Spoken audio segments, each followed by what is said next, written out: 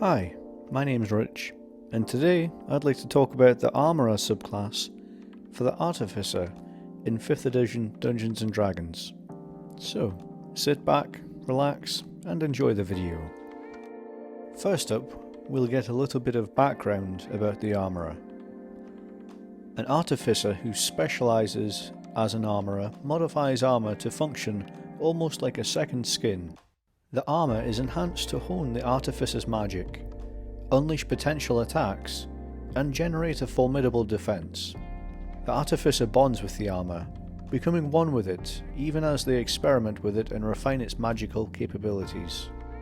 The Artificer in general is not a full spellcaster, but is 2/3 of a spellcaster, and the other third is focused towards creating magic items that help support the rest of the party.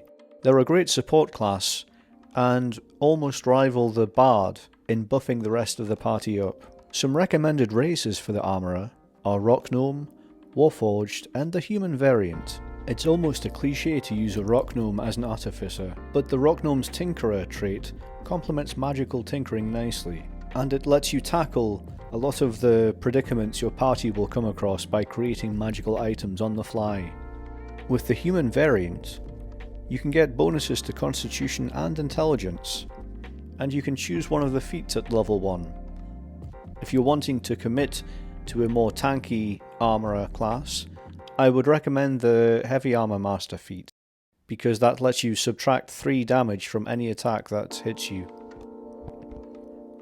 If you choose the Warforged race for the Artificer, you can enhance your armor class significantly.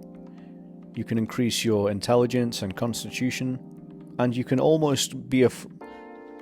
quite easily be a frontline combatant alongside the fighter or paladin. If you have access to Volo's Guides to Monsters, I would recommend the Hobgoblin, giving it a special mention. They get a natural increase to constitution and intelligence. They have dark vision, naturally have training in 2 martial weapons, and they have the Saving Face ability, so if you miss with an attack roll or fail an ability check, you can gain a bonus to the roll equal to your number of allies you can see within 30 feet of you. So for a frontline fighter that is defending and in front of the more squishy classes, this complements it greatly. As mentioned before, Heavy Armor Master is a great feat to choose for the Artificer Armorer.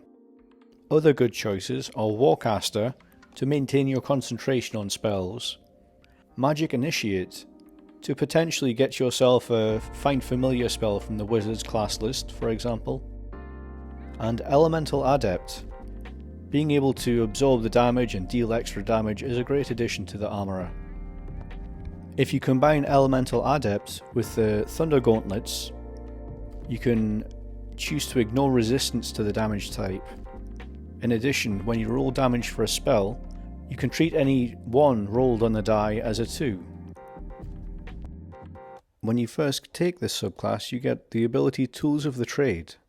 You gain proficiency with heavy armor. You also gain proficiency with Smith's Tools. If you already have the tool proficiency, you gain proficiency with one other type of artisan's tools of your choice.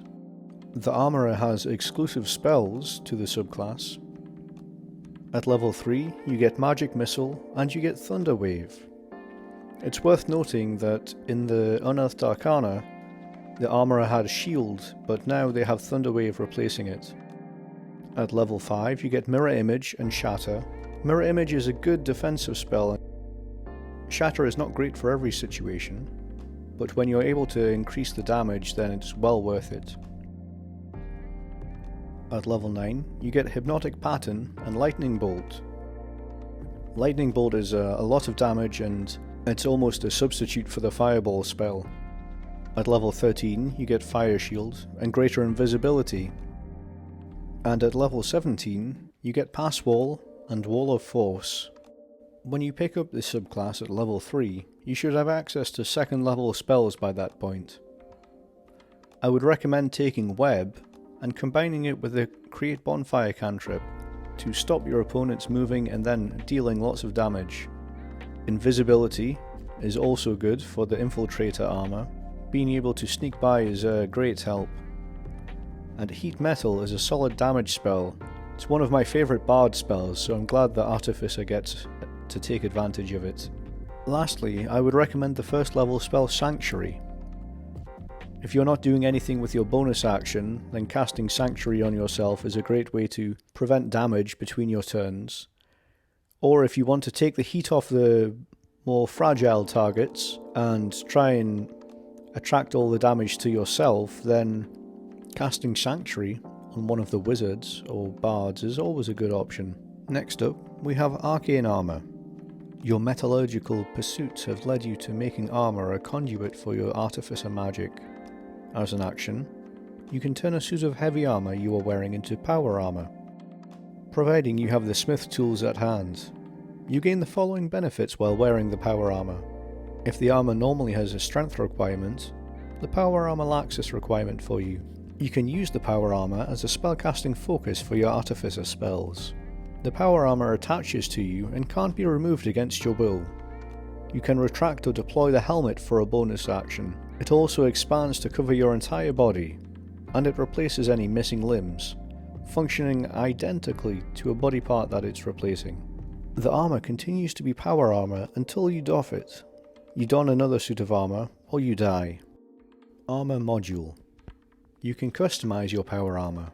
When you do so, you choose one of the following armour modules: Guardian or Infiltrator. The model you choose gives you special benefits when you wear it. Each model includes a special weapon. When you attack with that weapon, you can use your intelligence modifier instead of your strength or dexterity for the attack and damage rolls. You can change your power armor's model whenever you finish a short or long rest, provided you have a smith's tools at hand. This is one of the key components of the armourer, is being able to switch in a short rest between heavy tank mode and stealthy infiltrator mode. Having one or the other is great, but having the option to change it as the story requires it gives you some much needed flexibility with the Artificer. The first option is Guardian. When you have the Guardian module, you get Defensive Field and Thunder Gauntlets. The Defensive Field, as a bonus action, you can gain temporary hit points equal to your level in this class. You can use this equal to your proficiency bonus and regain all uses on a long rest. This is the official version from Tasha's Cauldron of Everything, and it's been changed since the Unearthed Arcana version of the Armourer. In the Unearthed Arcana, you would use a bonus action to gain the temporary hit points equal to your level in the class, and this would reoccur as many times as you wanted, but now it's limited. I'm not sure if it's a necessary nerf, but we'll have to experiment with the class to figure out which version is better. You also get the Thunder Gauntlets. Your armoured fists each count as a simple melee weapon, and each deals 1d8 thunder damage on a hit. A creature hit by the gauntlet has disadvantage on attack rolls against targets other than you until the start of your next turn, as the armour magically emits a distracting pulse when the creature attacks someone else. This just solidifies the Guardian Armourer as a fantastic tank. If you're able to get a high enough AC and distract the enemies from the rest of your group, then you're playing a vital role, and I'm sure the spellcasters would appreciate it. Speaking of distracting pulses, if you're interested in helping out the channel, then I've got a Patreon open at the moment. Don't worry, I won't take up too much time in the video. If you'd like to help support the channel, it's greatly appreciated. With Second Skin, the armour's weight is negligible, and it becomes form-fitting and wearable under clothing. If the armour normally imposes disadvantage on dexterity stealth checks, the power armour cancels out the disadvantage. Also, you have Lightning Launcher. A gem-like node appears on one of your armoured fists or on your chest, your choice.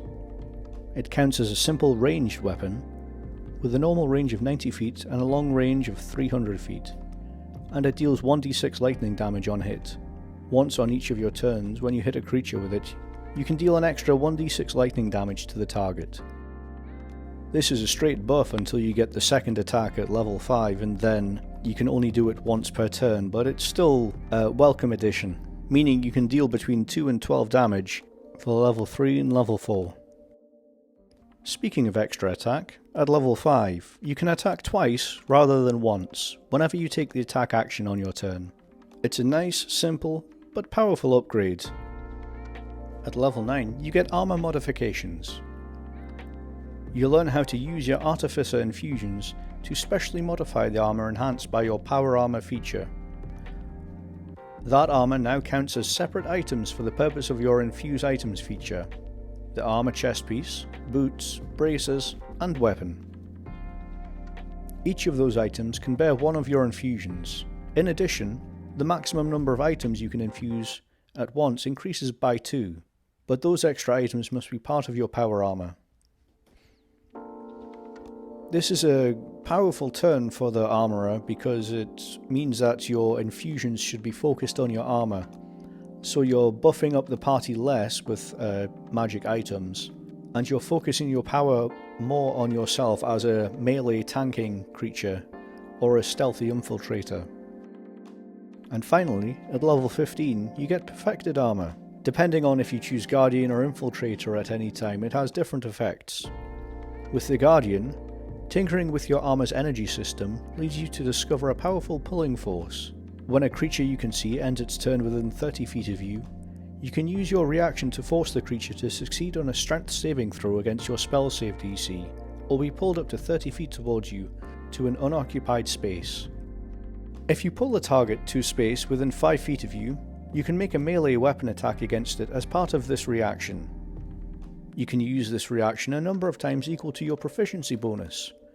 You regain all expended uses when you finish a long rest. And with the Infiltrator, for perfected armor, any creature that takes lightning damage from your lightning launcher glimmers with light until the start of your next turn.